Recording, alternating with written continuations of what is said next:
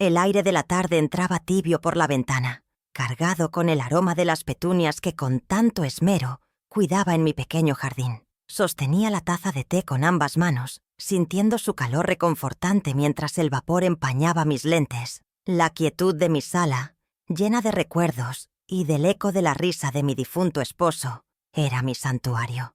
Decidí mirar el teléfono, un hábito que había adquirido más por obligación que por gusto, para ver si mi hermano Mauricio había respondido a mi último mensaje. Pero lo que encontré no fue su respuesta. Fue una fotografía, una imagen brillante y profesional que apareció en mi pantalla, tan nítida y cruel, que el aire se escapó de mis pulmones en un silbido doloroso.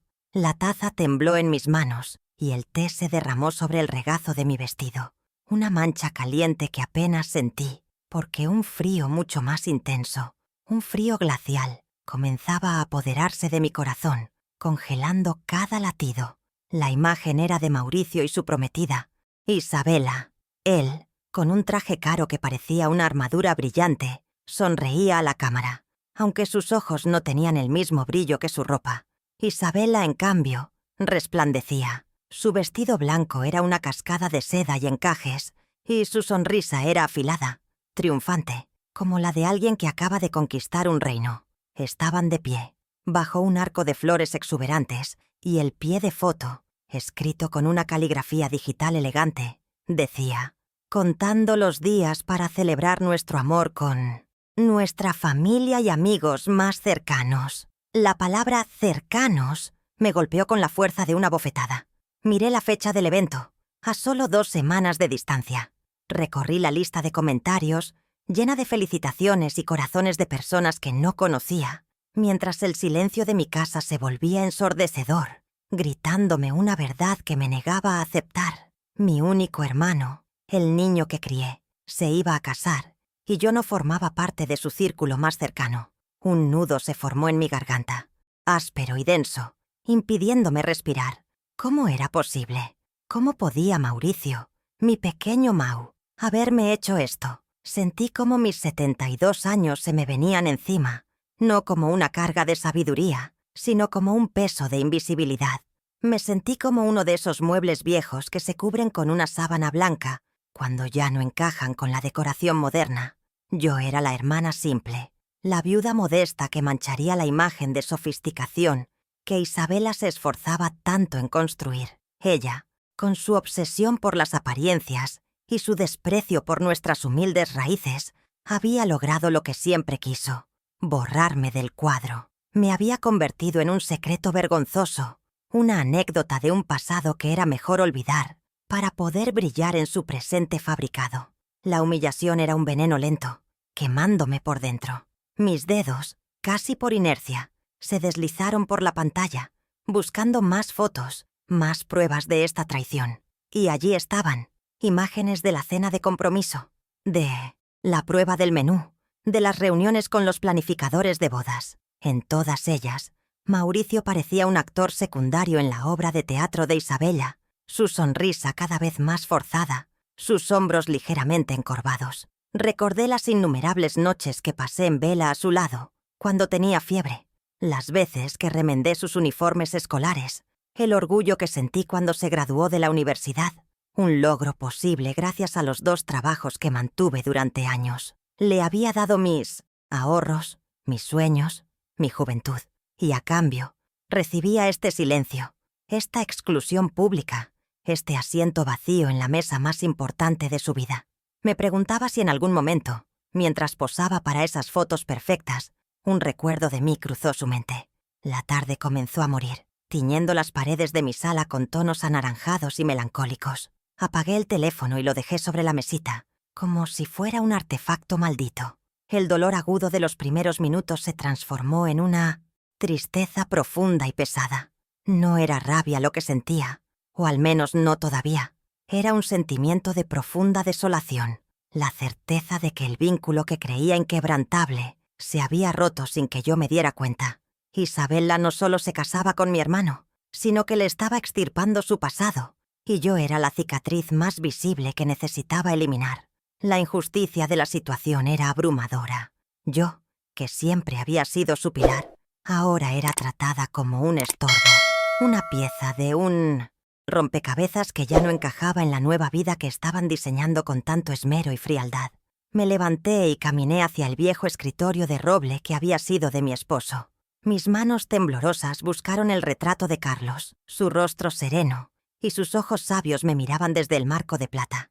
Él siempre me decía: «Estela, tu fuerza no hace ruido, pero puede mover montañas». En ese momento, sus palabras resonaron en mi interior. Las lágrimas que habían amenazado con salir se detuvieron. Miré mi reflejo en el cristal del retrato. Una mujer de cabello gris y arrugas que contaban historias de sacrificio. Pero detrás de la tristeza vi una chispa. Una promesa silenciosa nació en ese instante. Ellos no lo sabían. Mauricio no lo recordaba. Pero Carlos, mi precavido y sabio Carlos, se había asegurado de que yo nunca quedara desamparada. Había algo que él me había dejado, un secreto guardado bajo llave, que me daría el poder no de vengarme, sino de reclamar mi lugar y mi dignidad. La partida aún no había terminado. Permítanme presentarme correctamente. Mi nombre es Estela Robles. Tengo 72 años y soy viuda desde hace una década. Vivo en la misma casa que compartí con mi amado esposo, Carlos, durante 40 años. Una modesta construcción de ladrillos con un jardín que es mi orgullo y mi refugio. Cada rincón de este hogar está impregnado de su presencia, desde el sillón de lectura que aún conserva la forma de su espalda, hasta el aroma a café recién hecho que preparo cada mañana, un ritual que mantengo como si él fuera a bajar las escaleras en cualquier momento. Mi vida transcurre entre estas paredes llenas de memoria, con una pequeña pensión que me alcanza para vivir sin lujos, pero con dignidad. Soy una mujer sencilla, de esas que no hacen ruido al pasar, que encuentran su felicidad en las pequeñas cosas, el florecer de una nueva rosa, el silencio apacible de la biblioteca del barrio o una tarde de sol en mi mecedora. Desde que Carlos partió, mis días han seguido una rutina tranquila y predecible. Las mañanas las dedico al jardín, hundiendo mis manos en la tierra, sintiendo el pulso de la vida entre mis dedos. Es una terapia silenciosa que me conecta con algo más grande que mi propia soledad. 3 veces por semana, por las tardes, trabajo como voluntaria en la biblioteca local, donde ordeno libros y a veces leo cuentos a los niños más pequeños. Sus risas son como música para mi alma. Por lo demás, mis horas se llenan con las tareas del hogar, la costura y la relectura de viejos libros. Soy, para la mayoría de la gente, una figura amable pero casi invisible, una anciana de trato dulce cuya historia personal nadie se detiene a preguntar. Esta soledad, aunque a veces pesa, también me ha dado un profundo conocimiento de mí misma, de mis silencios y de la geografía de mis recuerdos. Una de mis rutinas más sagradas, sin embargo, es la que guardo para el anochecer. Cuando la casa se sumerge en la penumbra, abro el cajón inferior del escritorio de Carlos y saco una caja de madera de sándalo. Dentro, atadas con una cinta de seda azul, se encuentran sus cartas. No son cartas de amor apasionado, sino de un compañerismo profundo. Carlos era un hombre sabio, un abogado de pueblo que desconfiaba de la avaricia humana y creía en la protección de los suyos. En esas cartas, escritas durante sus viajes de trabajo, me hablaba de sus casos, de sus reflexiones sobre la vida y, sobre todo, me daba consejos, advertencias, veladas sobre la naturaleza de las personas. Releer sus palabras es conversar con él, sentir su guía a través del tiempo. Su caligrafía, firme y clara, es un faro en mi soledad, y sus consejos, un mapa que me dejó para navegar el futuro.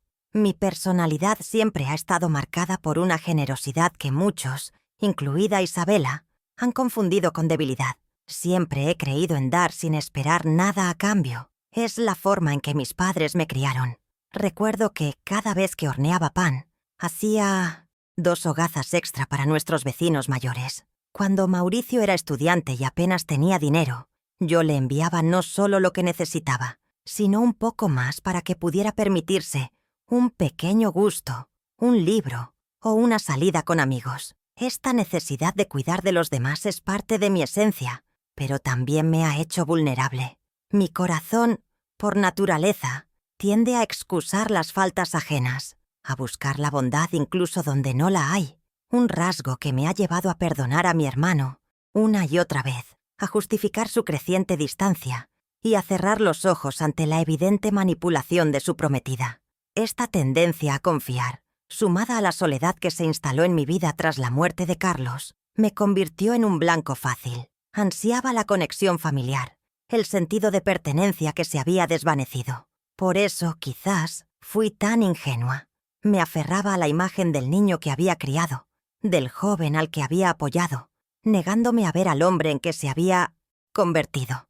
Alguien fácilmente influenciable, avergonzado de sus orígenes humildes y dispuesto a sacrificar a su propia hermana para encajar en un mundo de lujos y apariencias. Mi vulnerabilidad no era económica, sino emocional. Era la de una mujer que había invertido todo su capital afectivo en una sola persona, solo para descubrir que sus acciones no tenían ningún valor en la bolsa de valores de la ambición de su hermano y su futura esposa. Sin embargo, debajo de esta capa de aparente fragilidad, siempre ha existido una veta de acero. La vida no me ha sido fácil. Crecí en el campo, trabajando la tierra junto a mis padres. Enfrenté la pérdida de seres queridos, las dificultades económicas y las enfermedades con la cabeza en alto. Carlos solía decir que yo era como un junco, que me doblaba con el viento más fuerte, pero nunca me rompía. Esta resiliencia, forjada en el crisol de la adversidad, es una fuerza silenciosa, una capacidad de resistencia que mis detractores no pueden ver. No necesito gritar para ser fuerte. Mi fortaleza reside en mi paciencia, en mi capacidad de observar y esperar el momento adecuado. Es una fuerza latente, dormida durante años de conformidad y soledad, pero que la reciente humillación ha comenzado a despertar de su letargo. Esa noche, después de la terrible revelación, me paré frente al espejo del pasillo, el mismo en el que Carlos y yo nos dábamos el último vistazo antes de salir. Vi a una anciana de ojos tristes y cabello plateado, con las manos agrietadas por el trabajo en el jardín. Pero por primera vez en mucho tiempo, miré más allá de la superficie. Vi a la joven que sacrificó sus sueños, a la esposa que amó profundamente, a la mujer que sobrevivió a la pérdida, y en el fondo de mis pupilas vi una llama que me negaba a dejar extinguir. La tristeza seguía allí, pero ahora estaba acompañada por una determinación fría y clara. No iba a permitir que me borraran. No iba a ser la nota al pie de página en la historia de nadie. La mujer del espejo asintió lentamente. El tiempo de la justicia silenciosa había comenzado. ¿Y tú? ¿Qué habrías hecho en mi lugar? Me encantaría saber si alguna vez te pasó algo parecido. Cuéntamelo en los comentarios. Mi matrimonio con Carlos fue feliz y completo, pero la vida no nos bendijo con hijos. Quizás por eso todo mi instinto maternal se volcó en Mauricio. Él nació cuando yo ya era un adolescente de 15 años, y desde el primer momento sentí por él un amor feroz, protector. Nuestros padres fallecieron en un trágico accidente cuando él apenas tenía 10 años, y yo, ya casada con Carlos, no dudé ni un segundo en asumirlo como mi responsabilidad, mi proyecto de vida. Se convirtió en el hijo que no tuve. Mi casa fue su casa, mis brazos su refugio, y mis sueños se entrelazaron con los suyos. Lo vi dar sus primeros pasos, le enseñé a leer, celebré sus triunfos escolares y consolé sus fracasos. Él era mi familia, la única conexión de sangre que me quedaba en el mundo. Él, depositario de todos mis afectos y esperanzas. Todo comenzó a cambiar hace 5 años, el día que Mauricio me presentó a Isabela. A primera vista parecía la mujer perfecta, elegante, con una educación exquisita y una conversación fluida. Sin embargo, detrás de su sonrisa perfectamente delineada, sus ojos evaluaban mi casa, mi ropa, mi forma de hablar, con una frialdad que me helaba los huesos. Isabela es una mujer construida a sí misma, pero no sobre cimientos de esfuerzo, sino sobre un andamio de apariencias. Proviene de una familia modesta, algo que oculta con vehemencia, y ha dedicado cada minuto de su vida a escalar socialmente. Para ella, el matrimonio con Mauricio, un arquitecto en ascenso, no es una unión de amor, sino el último peldaño hacia el estatus que tanto anhela. Yo, con mis manos de jardinera y mi vida sencilla, Represento el pasado humilde que ella desprecia, una mancha en el lienzo impecable de su futuro. Y Mauricio, me duele el alma admitirlo, pero mi hermano es un hombre de carácter débil. Siempre fue un niño soñador y bondadoso, pero también inseguro, siempre necesitado de la aprobación de los demás. Isabella detectó esa debilidad y la explotó magistralmente. Lo moldeó a su antojo, convenciéndolo de que su pasado era un lastre, de que sus raíces eran algo de lo que debía avergonzarse. Poco a poco, vi cómo se transformaba. Empezó a criticar sutilmente las costumbres de nuestra infancia, a evitar los temas que nos conectaban con nuestros orígenes. Se dejó seducir por el brillo de un mundo que no era el suyo, y en su afán por complacer a Isabella y ser aceptado en sus círculos elitistas, comenzó a construir un muro entre nosotros, un muro hecho de vergüenza y silencio. Él no es un hombre malvado, pero su debilidad lo ha convertido en cómplice de la crueldad de su prometida. La relación entre Isabella y yo nunca tuvo la oportunidad de florecer. Desde el principio fue una guerra fría declarada unilateralmente por ella. Recuerdo la primera vez que vino a cenar a mi casa. Pasé todo el día cocinando su plato favorito, el estofado que nuestra madre solía preparar. Cuando lo serví, orgullosa, ella apenas lo probó. «¡Qué cocina tan tradicional!», dijo, con una sonrisa que no llegaba a sus ojos. Cada encuentro era una sucesión de microagresiones, comentarios condescendientes sobre mis muebles, regalos que eran claramente para deshacerse de objetos que no quería, o una paciencia fingida cuando yo contaba alguna anécdota de la infancia de Mauricio. Hizo todo lo posible por hacerme sentir fuera de lugar en mi propia vida. Y, lo que es peor, en la vida de mi hermano. Con el tiempo, la estrategia de Isabella se volvió más directa. Las visitas de Mauricio se espaciaron, siempre con excusas de trabajo o compromisos sociales. Si yo lo llamaba, a menudo era ella quien respondía, informándome con una amabilidad gélida que él estaba terriblemente ocupado.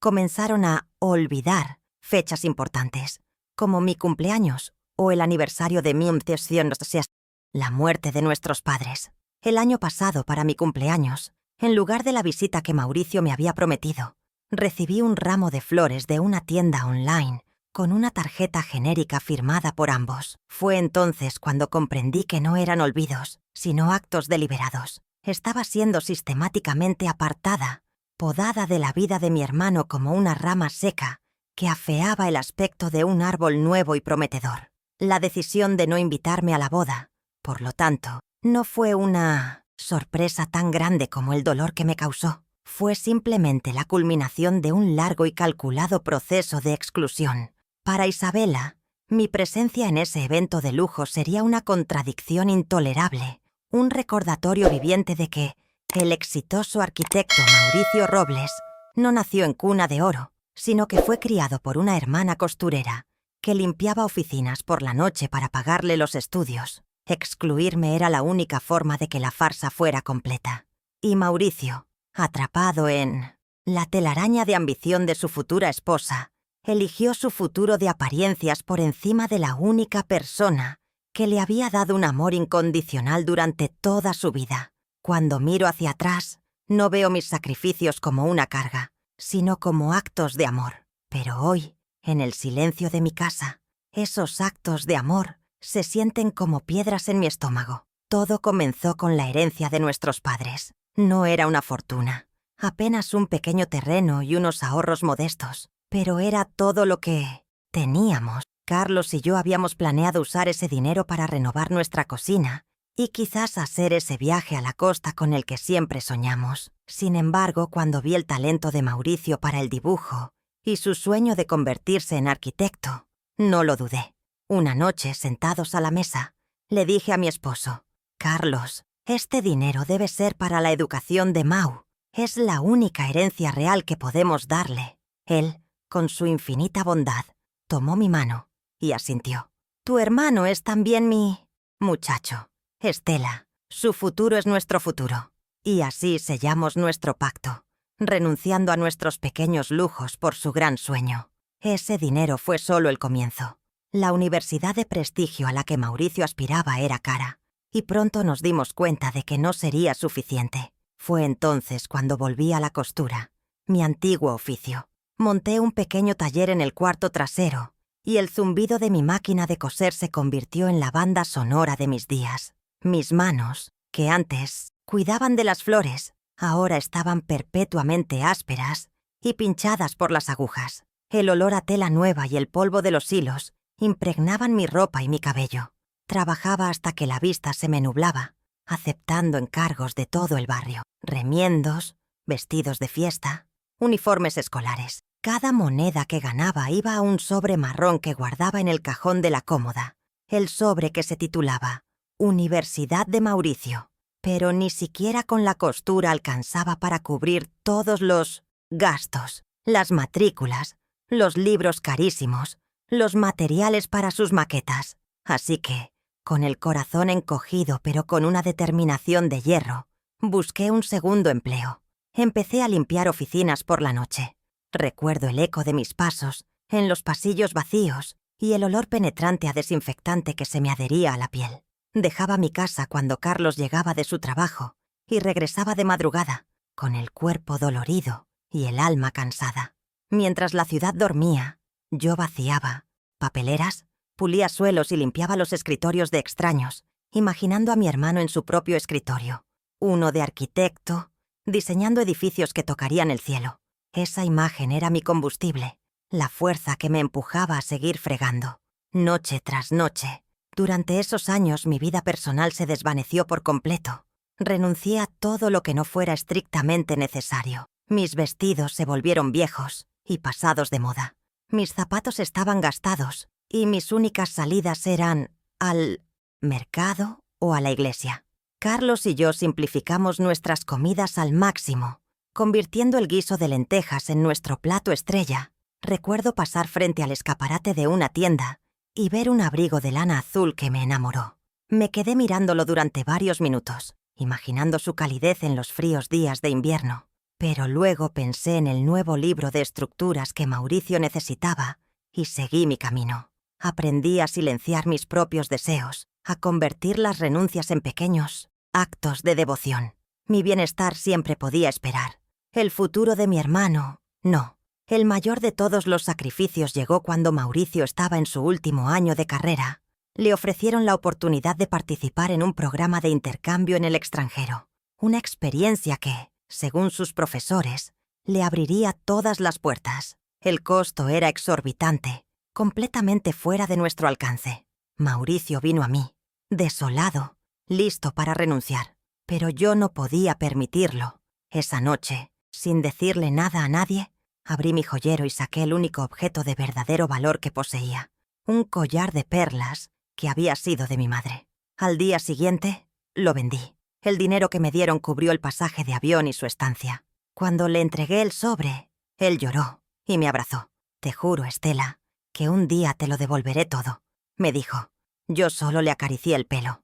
«Tu éxito será mi recompensa», le respondí. Y tuvo éxito. Vaya que sí. Ese viaje al extranjero fue el trampolín para su carrera. Consiguió contactos, ganó un premio por su proyecto final y regresó con ofertas de trabajo de las mejores firmas del país. Yo observaba su ascenso con un orgullo que no me cabía en el pecho. Cada nuevo edificio que diseñaba, cada entrevista que le hacían en las revistas de arquitectura, cada vez que su nombre aparecía en los periódicos, yo lo sentía como una victoria personal. Recortaba cada artículo y lo guardaba en una caja. Para mí, él era la prueba viviente de que mi esfuerzo había valido la pena. No me arrepentía de una sola noche sin dormir, de una sola moneda ahorrada. Había invertido mi vida en él, y el rendimiento de esa inversión era su felicidad y su realización profesional. Pero, ¿qué recibe a cambio la inversora cuando el capital se olvida de dónde vino? Recibe silencio, recibe excusas, recibe una invitación de boda que nunca llega. El contraste entre lo que di y lo que estoy recibiendo es un abismo tan profundo que marea. Le entregué mis años, mi salud y mis sueños en bandeja de plata. Y él, a cambio, me entrega el desprecio de una mujer que valora más un apellido en una lista de invitados que la sangre que nos une. Él construyó su futuro sobre los cimientos de mis sacrificios, y ahora que vive en el ático de ese edificio, parece decidido a demoler la planta baja para que nadie sepa de dónde vino. La ingratitud, me doy cuenta ahora, es el más cruel de los ladrones. No solo te roba el presente, sino que también envenena el pasado. Hace que los actos de amor más puros parezcan transacciones estúpidas. Me pregunto si alguna vez, mientras elige el menú de su boda o degusta vinos caros, se detiene a pensar en los cientos de guisos de lentejas que comimos para que él pudiera pagar sus libros. Me pregunto si el tacto de la seda de los vestidos de Isabella le recuerda, aunque sea vagamente, la aspereza de las telas con las que yo trabajaba hasta la madrugada. Pero creo que ya sé la respuesta, y es esa certeza la que me obligan a actuar. No por venganza, sino por respeto a la mujer que fui y a los sacrificios que hice. Mi esposo Carlos no solo era un hombre bueno, era un hombre previsor. Como abogado de un pueblo pequeño, había visto más de una vez cómo las herencias y el dinero podían envenenar las relaciones familiares más sólidas. La gente muestra su verdadera cara cuando hay un testamento de por medio. Estela, solía decirme mientras leía sus expedientes bajo la luz de su lámpara de escritorio. Yo, en mi idealismo, a menudo le rebatía, defendiendo la nobleza del espíritu humano, pero él simplemente sonreía con una mezcla de ternura y escepticismo. El amor es el mejor de los tesoros, querida, pero no está de más guardar los otros tesoros bajo llave. En aquel entonces, sus palabras me parecían las de un hombre demasiado cauteloso, casi cínico. Hoy las entiendo como la más profunda prueba de su amor y su deseo de protegerme, incluso desde la tumba. En su estudio, detrás de una hilera de libros de derecho polvorientos, hay una pequeña caja fuerte empotrada en la pared. Hacía años que no pensaba en ella. Carlos la instaló poco después de la muerte de mis padres y guardaba allí documentos importantes. Recuerdo perfectamente sus instrucciones el día que me enseñó la combinación. Aquí dentro está tu seguridad, Estela. Prométeme que no la abrirás por simple curiosidad. Solo hazlo si alguna vez sientes que el suelo tiembla bajo tus pies, si sientes que estás en peligro o que te han arrinconado. Yo me reí, diciéndole que era un exagerado, que mi vida era demasiado tranquila para tales dramas. Pero ahora, la humillación de la boda de mi hermano se sentía exactamente así, como un terremoto que había agrietado los cimientos de mi mundo y amenazaba con derrumbarlo todo. El momento que Carlos había previsto había llegado. Con el corazón latiéndome con fuerza en las sienes, me dirigí al estudio. El aire allí dentro olía a papel viejo y a su loción de afeitar, un aroma que se negaba a desaparecer. Aparté los pesados tomos de derecho civil y mis dedos temblorosos buscaron el dial de la combinación. Los números, memorizados hacía tanto tiempo, acudieron a mi mente con una claridad sorprendente. Giré el dial a la derecha, luego a la izquierda, escuchando los suaves clics del mecanismo interno. Al final, un chasquido más fuerte me indicó que la cerradura había cedido. Tiré de la pequeña manija de bronce y la pesada puerta de acero se abrió con un gemido de protesta, como si despertara de un largo sueño. Dentro, en la oscuridad aterciopelada, descansaba una única carpeta de cuero grueso, con nuestras iniciales grabadas en oro. E-11. Mis manos, aún temblorosas, tomaron la carpeta. Pesaba más de lo que parecía. Me senté en el viejo sillón de Carlos y la abrí sobre mi regazo. Dentro, encontré un orden meticuloso. Estaba su testamento, que dejaba todo a mi nombre, como yo ya sabía. Pero debajo había mucho más. Varios fajos de documentos atados con cintas, mapas topográficos, cuidadosamente doblados, y un sobre sellado con lacre que simplemente decía, «Para mi Estela». Mi atención se centró en un título de propiedad particularmente antiguo, de un papel amarillento y quebradizo. El nombre que figuraba en él era el de mi abuelo materno. Leí la descripción de la propiedad y un recuerdo vago de la infancia vino a mi mente. Unas tierras rurales, lejos de la ciudad, de las que mi padre siempre hablaba con una mezcla de nostalgia y resignación. Se trataba del viejo terreno, de los abuelos, una vasta extensión de campo que, según la historia familiar que todos conocíamos, había sido vendida hacía más de 40 años para pagar unas deudas urgentes tras una mala cosecha. Mauricio y yo crecimos con esa certeza. Él, de hecho, a veces bromeaba sobre la fortuna que perdimos, imaginando lo que podríamos haber hecho con esas tierras. Siempre las consideramos un capítulo cerrado, una anécdota de lo que pudo haber sido y no fue. Sin embargo, el documento que tenía en mis manos era un título de propiedad original, y grapado a él había una serie de recibos de pago de impuestos y documentos de registro, todos recientes, y todos, para mi total asombro, estaban exclusivamente a mi nombre, Estela Robles de González. Finalmente, con un nudo en la garganta, abrí el sobre sellado. La caligrafía de Carlos llenaba la página, firme y tranquilizadora. «Mi amada Estela», comenzaba la carta, «si estás leyendo esto, es porque mis temores se han hecho realidad y alguien ha intentado herirte o aprovecharse de tu bondad. La historia de la venta del terreno de tus abuelos fue una mentira piadosa que tu padre inventó para alejar a parientes codiciosos. Nunca se vendió. Durante años, en secreto, me dediqué a regularizar su situación legal, a pagar las deudas y a ponerlo todo a tu nombre, solo a tu nombre. Es tuya, Estela, tuya para que te dé seguridad, independencia y, si es necesario, poder. Úsala sabiamente, úsala para protegerte. Es mi último regalo, mi forma de seguir cuidándote siempre». Las lágrimas nublaron mi vista. No era solo tierra, era un escudo, era un legado, era el plan silencioso que mi esposo había sembrado para mí, mucho antes de que yo supiera que necesitaría una cosecha. Armada con el secreto de Carlos, sentí que una calma extraña se apoderaba de mí. Ya no era la víctima temblorosa, sino una jugadora que conocía el valor de sus cartas. Decidí hacer una última llamada a Mauricio, no para suplicar, sino para tomar la temperatura de su conciencia, para darle una última oportunidad de ser el hermano que yo recordaba. Marqué su número, y tras varios tonos, respondió. Su voz sonaba apurada, distante. «Estela, ¿pasa algo? Estoy en medio de una reunión». Le pregunté cómo estaba, con una sencillez deliberada. Pude oír claramente la voz de Isabela en el fondo, un susurro sibilante.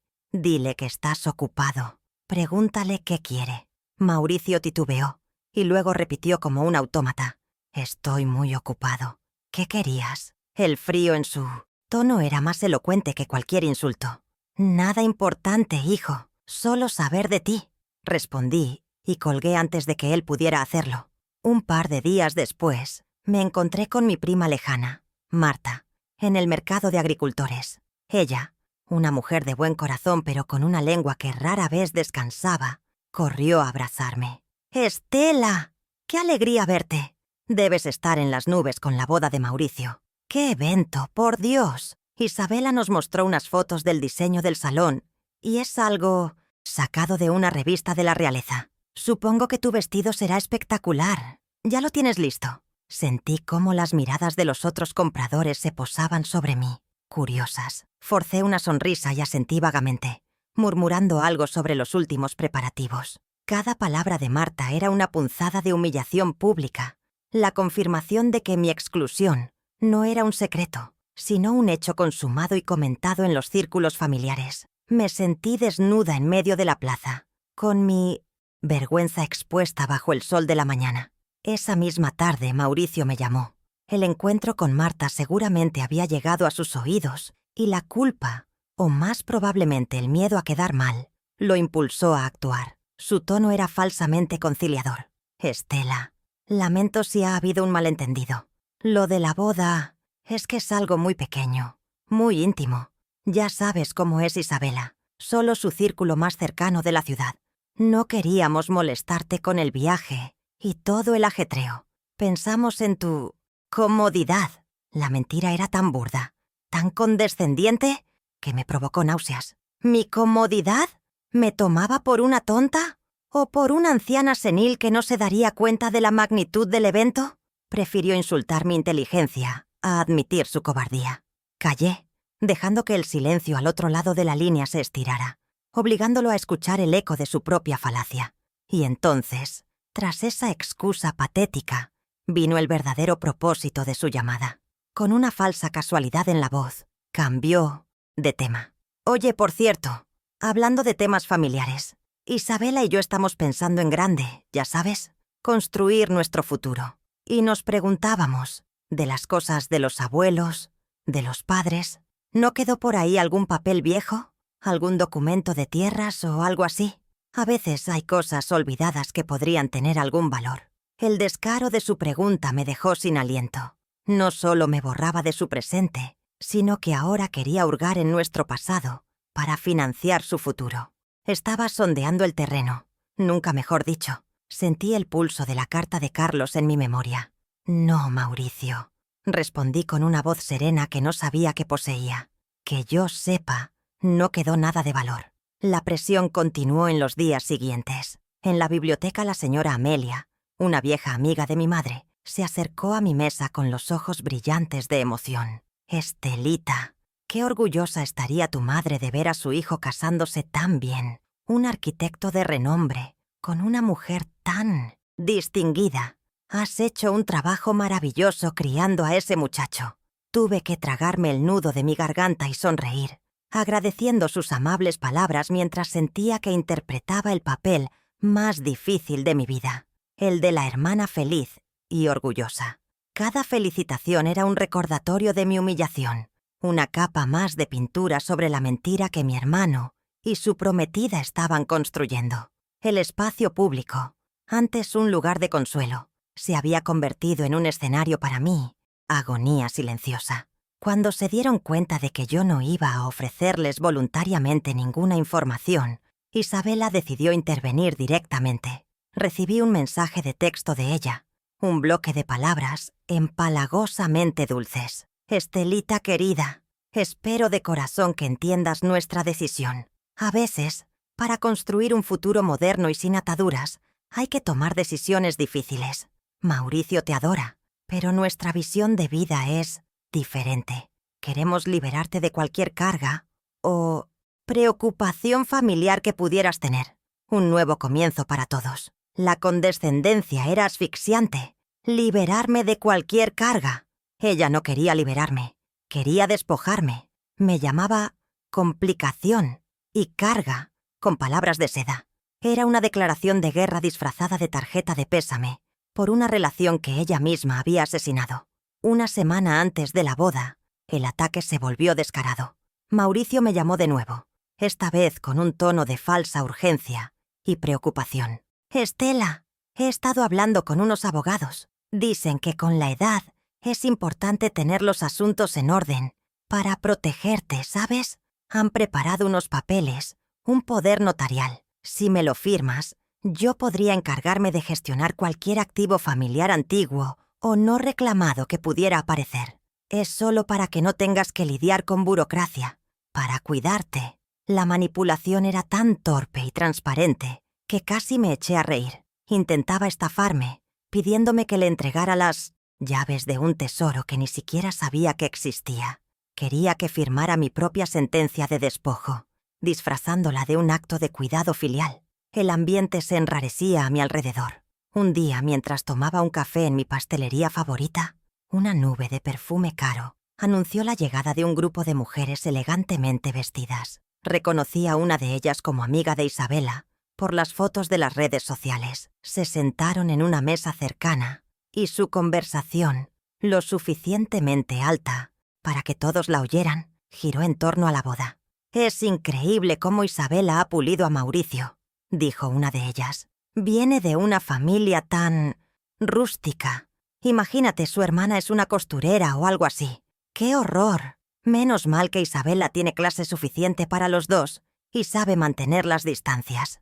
Apreté la taza de café con tanta fuerza que mis nudillos se pusieron blancos, obligándome a mantener la compostura mientras ellas se reían, ajenas a que la hermana rústica estaba a solo unos metros, escuchando cómo la desollaban viva. Fue en ese momento que decidí dar mi primer movimiento, por pequeño que fuera. En respuesta a la insistencia de Mauricio sobre el poder notarial, le envié un mensaje de texto corto y deliberadamente ambiguo. «Mauricio, es un asunto delicado. Necesito tiempo para pensarlo. Voy a consultarlo con algunas personas antes de tomar una decisión. No dije ni sí ni no. Simplemente introduje una nueva variable en su ecuación. La posibilidad de que yo no estuviera sola ni fuera tan ingenua como ellos creían. Sabía que esas pocas palabras serían suficientes para sembrar la duda y quizás un poco de pánico en su plan perfectamente trazado. El silencio de mi lado, que antes era signo de sumisión, ahora se convertiría en un arma de suspense. La reacción no se hizo esperar. Apenas una hora después, mi teléfono sonó. Era Isabela. La fachada de amabilidad se había evaporado por completo. Su voz era fría y afilada como un bisturí. ¿Qué es eso de...? Que tienes que consultarlo, Estela. ¿Con quién? Mauricio solo está intentando protegerte de ti misma.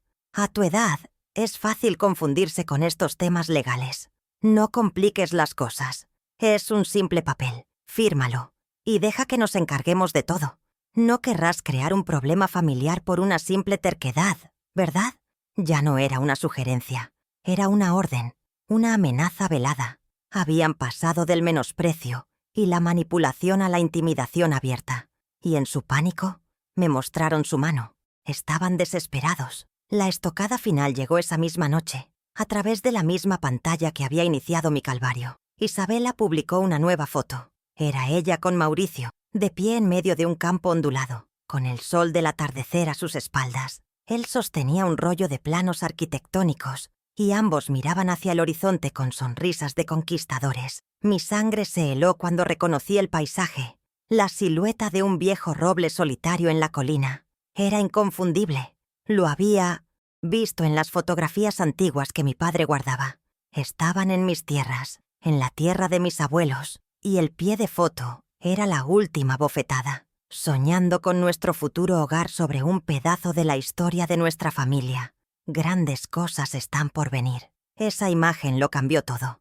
Ya no se trataba solo de una humillación o de una exclusión. Se trataba de un robo a plena luz del día. Estaban parados sobre el legado de mi familia, sobre el sacrificio de mis padres y la protección de mi esposo, y lo reclamaban como suyo con una arrogancia sin límites. Habían profanado mi pasado y ahora planeaban construir su futuro sobre él. En ese instante, cualquier atisbo de duda o vacilación se desvaneció de mi interior. La tristeza dio paso a una determinación gélida como el acero. Ellos no solo habían cruzado una línea, la habían borrado y habían bailado sobre sus cenizas. Su codicia les había cegado, y esa ceguera iba a ser su perdición. Mi plan silencioso ya no era solo para reclamar mi dignidad, ahora era para impartir justicia. El punto de ruptura no fue un estallido de ira. No grité, no rompí nada, no lloré desconsoladamente. Fue todo lo contrario. Mientras miraba la foto de Mauricio e Isabela posando en mi tierra, sentí que una quietud gélida descendía sobre mí. Fue como si, después de una larga y febril enfermedad, la fiebre de repente se rompiera, dejando tras de sí un vacío claro y frío. En ese preciso instante, la parte de mí que todavía albergaba la esperanza de una reconciliación, la que todavía anhelaba el amor de mi hermano y buscaba justificaciones para su comportamiento, murió. Murió en silencio, sin ceremonia. Dejé de implorar, incluso en el secreto de mi corazón, por amor y respeto. Comprendí que pedirle agua a una piedra es inútil y agotador, y ellos eran de piedra. Aquella noche, llevé a cabo un pequeño funeral en mi alma. Lloré por el niño al que le leía cuentos, por el joven que me abrazaba con gratitud, por el hombre que me prometió que me lo devolvería todo. Lloré por el Mauricio que había existido y que ya no estaba, como si hubiera fallecido en un accidente del que yo no tenía noticia. Aceptar su muerte fue extrañamente liberador. Me despojó de la obligación de perdonarlo, de entenderlo, de salvarlo. El hombre que se iba a casar con Isabela era un extraño que habitaba el cuerpo de mi hermano, un impostor con sus mismos ojos pero sin su alma. Y contra un extraño, una puede y debe defenderse sin sentir la culpa del vínculo familiar. Esta aceptación fue mi verdadera armadura, mucho más fuerte que el acero de la caja fuerte de Carlos. Con esta nueva lucidez, volví a leer la carta de mi esposo. Sus palabras ya no eran solo un consuelo, eran un manual de instrucciones, un mandato. Úsala para protegerte, había escrito. Protegerse, esa era la clave. No se trataba de venganza, ese sentimiento corrosivo que solo envenena a quien lo alberga. Se trataba de justicia silenciosa, de reequilibrar la balanza que la arrogancia y la codicia de ellos habían inclinado tan violentamente. Honrar a Carlos no significaba solo guardar su recuerdo, sino actuar con la misma inteligencia y previsión que él había demostrado. Mi plan, por lo tanto, no nacería del odio hacia ellos, sino del amor y el respeto hacia el hombre que me había amado tanto y hacia mí misma.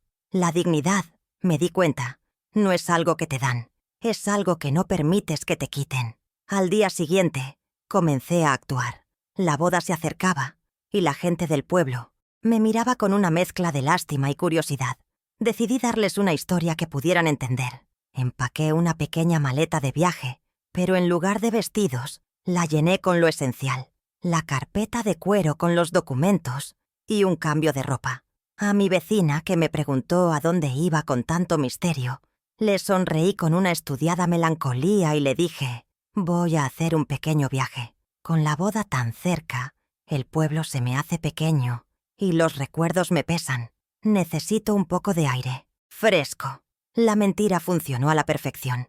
Mi supuesta tristeza era la coartada perfecta para mi verdadera misión. Mi viaje no era una huida del dolor, sino una marcha decidida hacia la solución. Antes de partir, busqué en la vieja agenda de contactos de Carlos.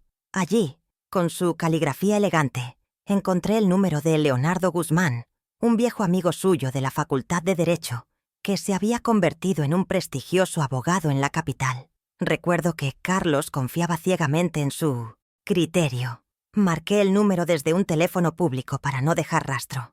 Cuando su secretaria me pasó con él, mi voz sonó firme, clara. Señor Guzmán, mi nombre es Estela Robles. Soy la viuda de Carlos González. Sé que ha pasado mucho tiempo, pero necesito su ayuda en un asunto privado y urgente relacionado con el patrimonio que mi esposo me dejó. No di más detalles. Su tono fue cálido y respetuoso. Cualquier cosa por la viuda de mi mejor amigo. La espero en mi despacho mañana mismo.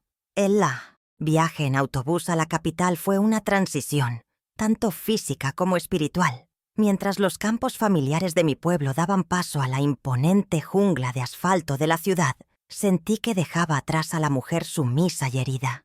Cada kilómetro recorrido era un paso más lejos de la Estela, que agachaba la cabeza, y un paso más cerca de la Estela que iba a reclamar lo que era suyo. Miraba por la ventanilla no con la nostalgia de lo que dejaba, sino con la anticipación de lo que iba a encontrar. El ruido y el caos de la gran ciudad, que antes me habrían intimidado, ahora me parecían energizantes. Un telón de fondo, adecuado para la nueva etapa que estaba comenzando. Estaba sola, pero por primera vez en mucho tiempo, no me sentía solitaria, sino libre. El despacho de Leonardo Guzmán estaba en el piso 20 de un edificio de cristal que parecía rascar el cielo. Era un hombre mayor, de cabello blanco impecable y ojos increíblemente astutos. Me recibió con una calidez que me conmovió y escuchó mi historia sin interrumpirme ni una sola vez. Luego, examinó los documentos de la carpeta, uno por uno, con la concentración de un relojero. Sus cejas se arqueaban de vez en cuando. Finalmente levantó la vista y me miró por encima de sus gafas. «Estela», dijo con una media sonrisa. «Su marido no solo era mi mejor amigo, era un genio. Esto que tiene usted aquí es legalmente inexpugnable. Es usted, y solo usted, la única y legítima propietaria de esas tierras. Y por lo que veo en estos mapas de desarrollo urbano que ha traído Carlos, sospecho que está usted sentada sobre una mina de oro». Salí del despacho de Leonardo sintiéndome 10 centímetros más alta.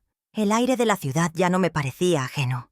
Me paré en la acera, observando el torrente de gente anónima que se apresuraba a su alrededor. Yo era una más de ellos, una mujer mayor con un bolso, invisible, pero llevaba conmigo un secreto que podía cambiar destinos. Leonardo se encargaría de todo.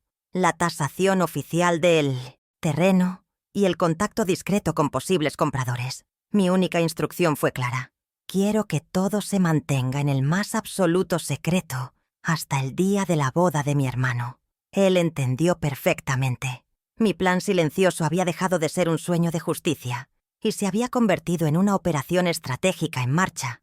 El tablero estaba dispuesto y, por primera vez, yo movía las piezas. Regresé a mi pueblo y a mi rutina, pero algo en mi interior había cambiado para siempre. Por fuera, seguía siendo la misma Estela que regaba sus petunias y ordenaba libros en la biblioteca. Por dentro, era una estratega esperando el momento oportuno. Unos días después, recibí una llamada de un número desconocido. Era Leonardo. Su voz sonaba profesional, pero contenía una nota de emoción. «Estela, tengo la tasación preliminar del terreno», me dijo. «He consultado con 3 expertos inmobiliarios y todos coinciden. Debido al nuevo plan de desarrollo urbano que está a punto de aprobarse, el valor de su propiedad no es solo alto, es astronómico». Cuando me dijo la cifra, tuve que sentarme. El número tenía tantos ceros que me costó procesarlo. No sentí euforia, sino una profunda sensación de vértigo, el peso de una responsabilidad inmensa. El escudo que Carlos me había forjado no era de madera, era de titanio. La llamada de Mauricio no tardó en llegar. Su voz destilaba una impaciencia mal disimulada. «Estela, no he sabido nada de ti. ¿Has pensado en lo de los papeles? La boda es en Mienzietsmoth. Unos días y nos gustaría dejar todo atado. Esta vez no hubo evasivas ni silencios de mi parte. Sostuve el auricular con firmeza y respondí con una calma que lo desarmó por completo. «Mauricio, agradezco tu preocupación, pero ya no tienes que molestarte por mis asuntos». Hice una pausa deliberada. «He decidido poner todo en manos de un profesional. Un viejo y muy querido amigo de Carlos se está encargando de organizar mi patrimonio. Se llama Leonardo Guzmán. Es su bufete en la capital. Cualquier consulta que tengas, puedes dirigirla a él». Se hizo un silencio tan profundo al otro lado de la línea que pensé que se había cortado la comunicación. Pude imaginar perfectamente la escena. Mauricio, pálido, escuchando un nombre que seguramente reconoció como el de uno de los abogados más respetados del país. Se habría quedado sin palabras, tartamudeando una despedida antes de colgar. El cazador, de repente, se daba cuenta de que la presa que creía indefensa no solo no estaba sola, sino que estaba protegida por un león. Esta fue mi primera mini-revelación, una pequeña piedra lanzada con precisión al estanque de su arrogancia. No les revelé mi secreto, pero les hice saber que yo tenía secretos y que ya no era la mujer simple y manipulable que ellos habían decidido que era. Les arrebaté su principal ventaja, la creencia en mi ignorancia y mi soledad. Imagino la conversación posterior entre él e Isabela. Mauricio, asustado, contándole que su hermana, la costurera, ahora tenía representación legal de primer nivel. Puedo ver la furia en los ojos de Isabela, su rostro perfectamente maquillado, contraído por la incredulidad y la rabia. «Un abogado. ¿De dónde ha sacado esa mujer un abogado así?» Su desprecio se habría mezclado con el primer atisbo de miedo. Habían subestimado a su oponente de la manera más torpe posible. Su plan, que dependía de mi pasividad y mi aislamiento, ahora tenía una variable imprevista y peligrosa. Comenzarían a preguntarse qué sabía yo, qué estaba haciendo. La duda, ese veneno lento, comenzaría a corroer la confianza ciega que tenían en su propio éxito. El juego había cambiado de reglas y ellos ni siquiera sabían cuál era el nuevo tablero. Mi segunda victoria llegó 2 días después, consolidando la primera. Leonardo me llamó de nuevo. «Estela, las noticias vuelan en el mundo de los negocios. Una de las constructoras más grandes del país, informada del inminente desarrollo de la zona, ha presentado una oferta formal de compra por el terreno. Es una oferta extraordinariamente generosa, muy por encima de la tasación inicial». El corazón me dio un vuelco. Era real, todo era real. Respiré hondo y le di mis instrucciones a Leonardo, mi voz sonando más segura que nunca. «Acepte la oferta, Leonardo. Negocie los detalles, pero con una condición inamovible: el anuncio público de la venta y la presentación de la propietaria deben hacerse en un lugar y una fecha que yo le indicaré. Y quiero que el representante legal de la constructora esté allí en persona». La fecha, por supuesto, era el día de la boda de mi hermano. Con la certeza de mi futuro asegurado, me permití un pequeño acto simbólico de autoafirmación. Caminé hasta el centro del pueblo, hasta la misma calle donde, años atrás, Había suspirado por un abrigo de lana azul que nunca pude comprar. La tienda había cambiado, pero en su lugar había una boutique elegante. Entré y en lugar de sentirme intimidada, me sentí dueña de mi espacio. No busqué nada ostentoso. Mis ojos se posaron en un vestido sencillo, de lino, de un color azul sereno, casi el mismo tono que el del abrigo de mis recuerdos. Me lo probé. Me quedaba perfecto. Lo compré sin mirar la etiqueta del precio. No era un vestido para ninguna fiesta, y mucho menos para una boda a la que no estaba invitada. Era un vestido para mí, para la nueva Estela, un uniforme para mi dignidad recuperada.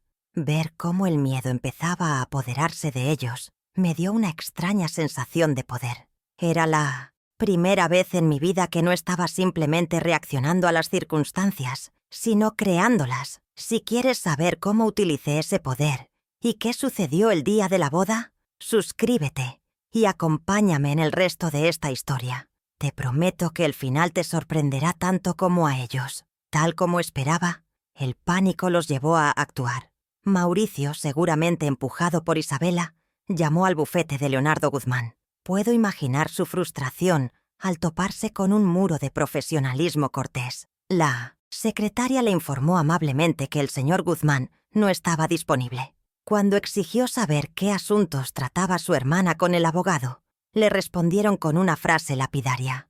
«Lo siento, señor Robles, pero representamos los intereses de nuestra clienta, la señora Estela Robles, y la confidencialidad es nuestra máxima prioridad».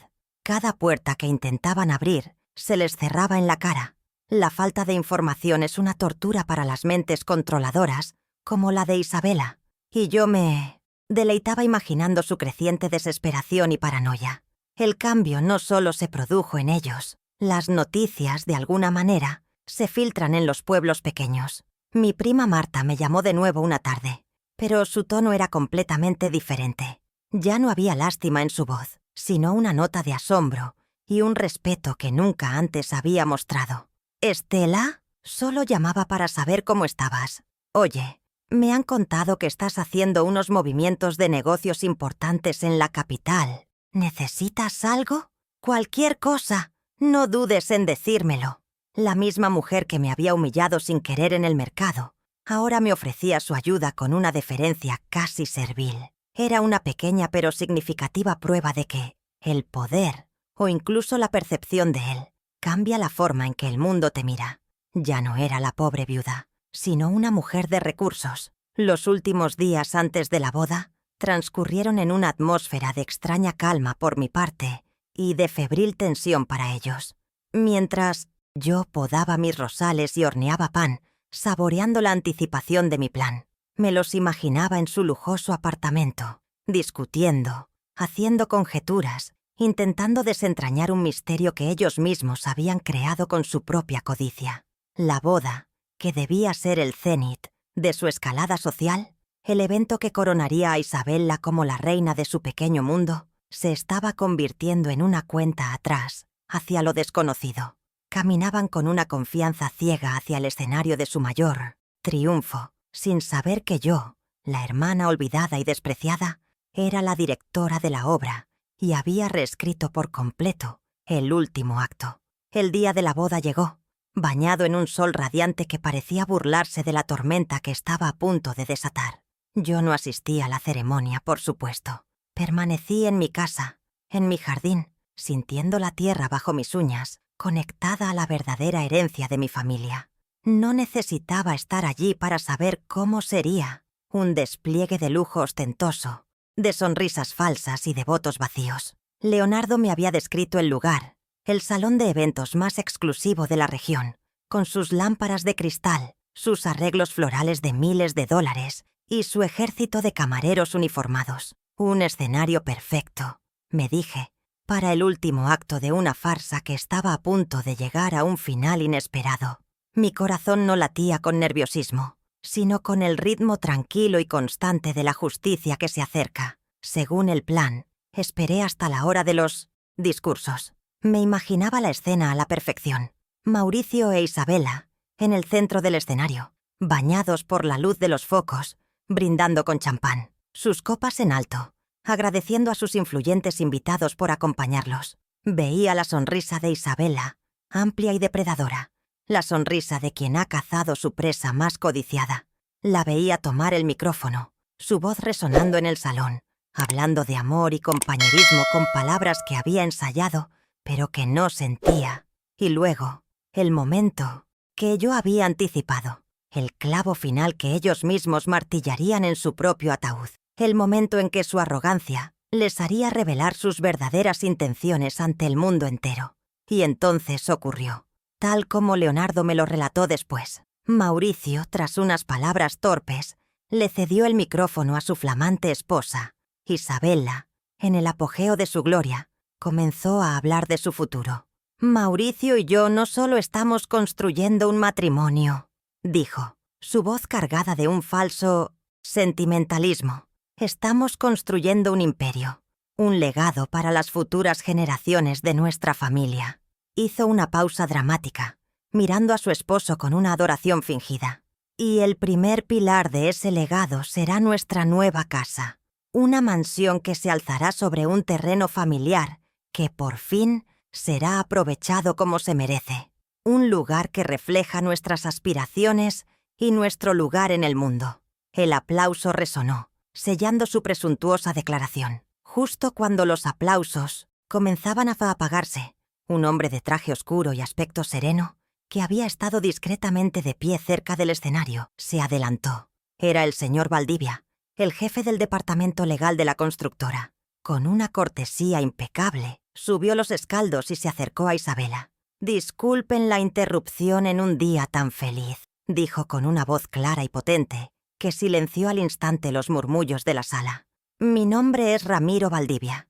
Lamento interrumpir, pero el anuncio que acaban de hacer los novios me obliga a hacer una aclaración importante y de interés público, precisamente sobre el terreno familiar al que se refieren».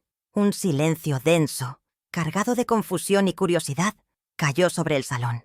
El señor Valdivia se aclaró la garganta y continuó, su voz proyectándose con la autoridad de quien sabe que tiene el poder. «Hace apenas unas horas, mi empresa, una de las principales desarrolladoras urbanas del país, ha finalizado la adquisición legal de la totalidad de la propiedad conocida como el Terreno de los Robles».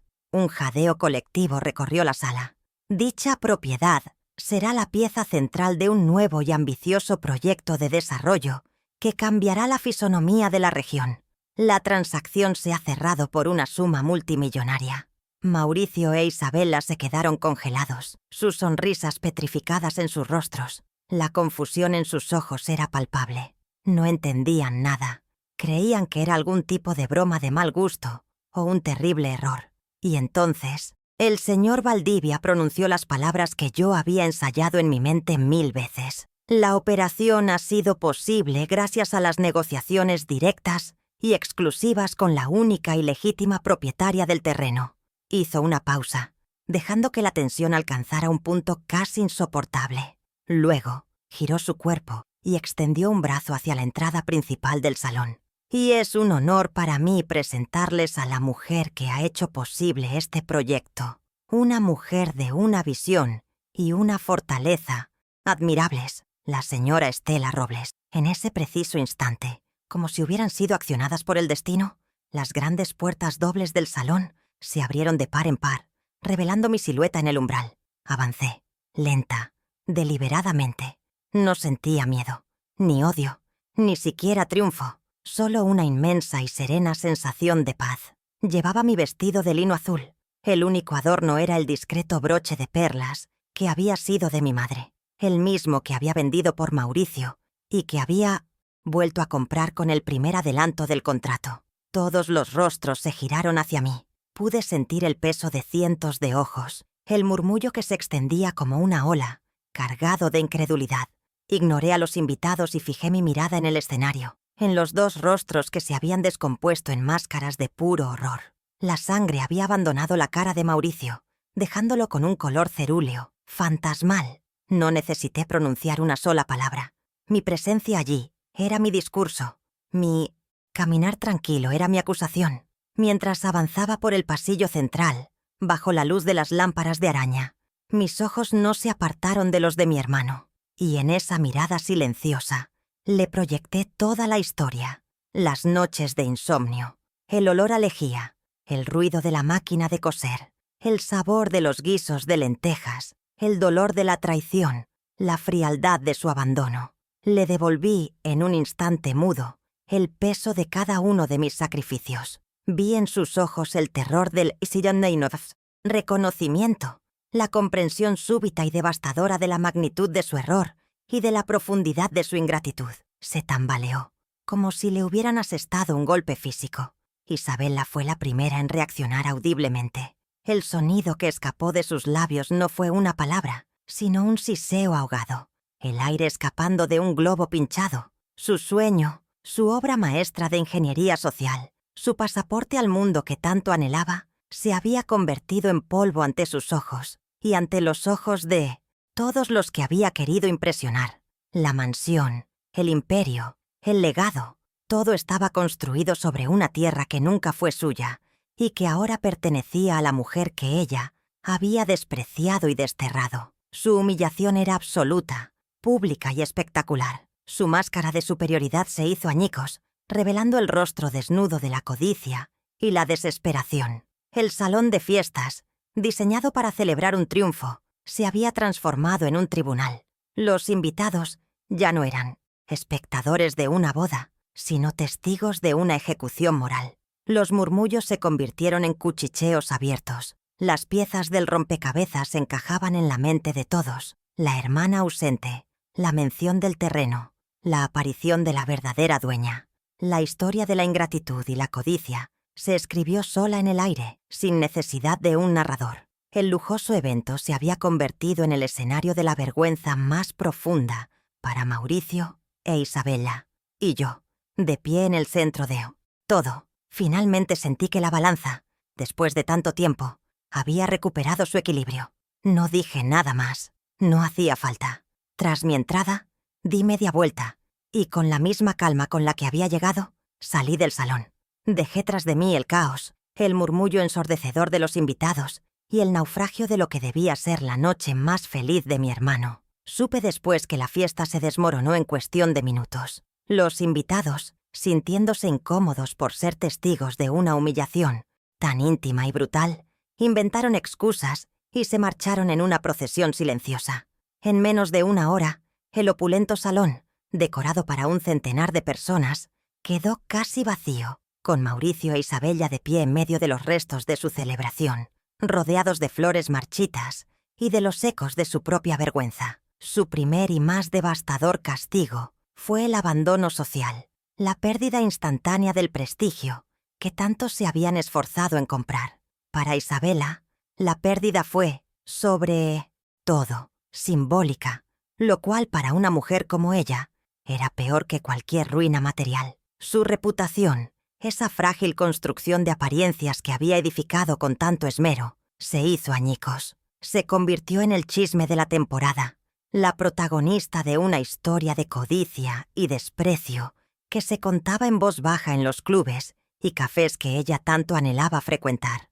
El imperio del que había presumido se reveló como un castillo de naipes construido sobre el viento. Perdió el respeto y la admiración que creía haber conseguido, y en su lugar cosechó el desdén y la burla. Su mayor miedo, el de ser vista como una advenediza vulgar, se hizo realidad de la forma más pública y espectacular posible, condenándola a la irrelevancia social de la que siempre había intentado escapar.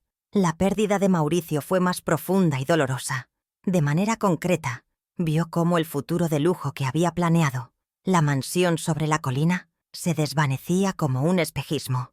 La base financiera de sus sueños que había dado por sentada le fue arrancada de las manos, pero su verdadera ruina fue emocional. La mirada de todos esos invitados, la de sus nuevos amigos y socios, se convirtió en un espejo que le devolvió la imagen de un hombre ingrato y cruel. La vergüenza de haber sido expuesto públicamente como el hombre que le dio la espalda a la única persona que lo había amado incondicionalmente fue una carga que lo aplastó. Perdió no solo el terreno, sino también su identidad. la versión idealizada de sí mismo que había intentado vender, dejándolo solo con la cruda realidad de su debilidad y su traición. Mientras ellos se hundían, yo comencé a construir. El dinero de la venta del terreno no lo vi como un premio, sino como una herramienta, como la materialización de la protección de Carlos. No compré lujos, ni me mudé a una casa más grande. En su lugar, usé una parte importante de esa fortuna para crear la Fundación Carlos y Estela Robles, una organización sin fines de lucro dedicada a otorgar becas universitarias a jóvenes de bajos recursos con talento para la arquitectura y otras artes. Transformé el dolor de la ingratitud que sufrí en una oportunidad para otros. Cada joven que ayudábamos, cada sueño que impulsábamos, era una forma de honrar los sacrificios de mi pasado y de darle un nuevo y luminoso propósito a mi futuro. Mis noches de limpieza en oficinas ahora financiaban los sueños de otros. Mi vida, antes solitaria y silenciosa, se llenó de un nuevo tipo de familia. Los becarios de la fundación se convirtieron en mis nietos adoptivos. Me visitaban, me contaban sus avances, me invitaban a sus exposiciones y graduaciones. Mi casa, que había sido un santuario de recuerdos melancólicos, volvió a llenarse de risas jóvenes y de conversaciones sobre el futuro. La mujer invisible que ordenaba libros en la biblioteca se convirtió en Doña Estela, una figura respetada y querida en la comunidad. La tristeza en mis ojos fue reemplazada por un brillo de propósito. Descubrí que la verdadera riqueza no consiste en tener, sino en dar, y que la mejor manera de sanar las propias heridas es ayudando a sanar las de los demás. Mi transformación fue silenciosa, pero total. Unos meses después de la boda, Mauricio apareció en mi puerta. Era una sombra del hombre que recordaba. Estaba más delgado, con ojeras profundas y una mirada perdida. Supe que su relación con Isabella se había desintegrado bajo el peso del fracaso y los reproches mutuos. Se paró en mi umbral, incapaz de mirarme a los ojos, y las palabras salieron de su boca en un torbellino de sollozos y arrepentimiento. «Estela, perdóname», susurró. «Fui un tonto, un ciego, un cobarde. Lo sacrifiqué todo por nada. Sacrifiqué tu amor, que era lo único real que tenía. Perdóname, por favor». Se arrodilló, allí mismo, en la entrada de mi casa, un hombre roto implorando por la absolución que no merecía. Lo dejé entrar, le serví un vaso de agua y esperé a que su llanto se calmara. Mi corazón no sentía odio, pero tampoco la compasión ciega de antes. Lo miré con la serenidad de quien ha visto el final de la tormenta. «Mauricio», le dije con voz suave pero firme, «el perdón no es un interruptor que se puede encender y apagar. Lo que hiciste no fue un simple error, fue una elección que tomaste cada día durante años. Rompiste algo muy profundo dentro de mí». Hice una pausa, asegurándome de que entendiera el peso de mis palabras. «Te perdono por el dolor que me causaste, porque no quiero vivir con ese veneno en mi alma. Pero perdonar no es olvidar, y no es desde luego volver a como eran las cosas». Le expliqué que la confianza, una vez rota de esa manera, no se repara con lágrimas, sino con acciones sostenidas en el tiempo. «Necesito ver que has cambiado, Mauricio. Necesito ver que entiendes el valor del respeto, de la gratitud, de las raíces. Necesito ver que te conviertes en un hombre del que nuestros padres estarían orgullosos, no por tus logros, sino por tu carácter». Le impuse una distancia necesaria. Le dije que necesitaba tiempo, mucho tiempo, para procesar todo. La puerta de mi casa no estaría cerrada para siempre, pero por ahora no podía formar parte de mi vida diaria.